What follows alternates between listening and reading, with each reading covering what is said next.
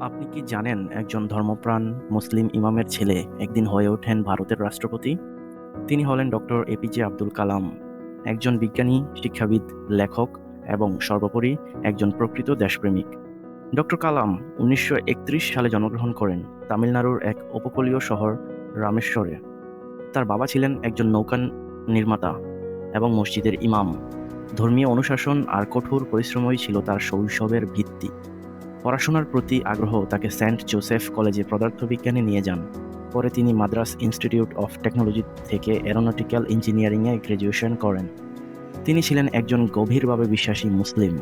নিয়মিত নামাজ আদায় করতেন, কোরআন তেলাওয়াত করতেন এবং ইসলামের শিক্ষা তার চিন্তা ও জীবনধারায় গভীর প্রভাব ফেলেছিল।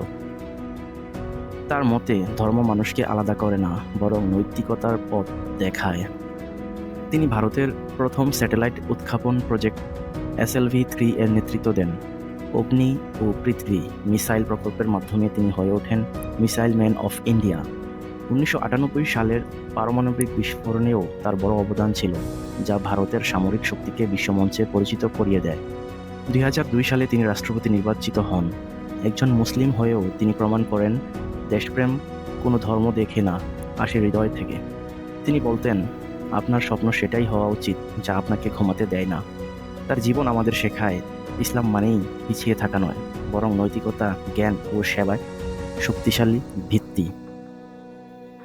ডক্টর কালামের জীবন কেবলমাত্র বিজ্ঞান নয়, এক আদর্শের নাম যেখানে ইসলাম, দেশপ্রেম আর মানবতা একই সূত্রে গাঁথা। তার মতে তার মতো একজন ধার্মিক, দেশপ্রেমিক, জ্ঞানী মানুষ আমরা বাংলাদেশে কবে পাবো? আপনার আপনারা কি বলতে পারেন? আমরা বাঙালি জাতি হিসাবে কবে দুর্নীতি, ঘুষ, মাদক, চাঁদাবাজি আর হিংসা থেকে বের হয়ে সত্যিকার জ্ঞানের আলোয় দেশ গড়তে পারবো? আপনার মতামত কি? কিভাবে এমন মানুষ গড়ে তোলা সম্ভব? কমেন্টে জানান। আল্লাহ হাফেজ।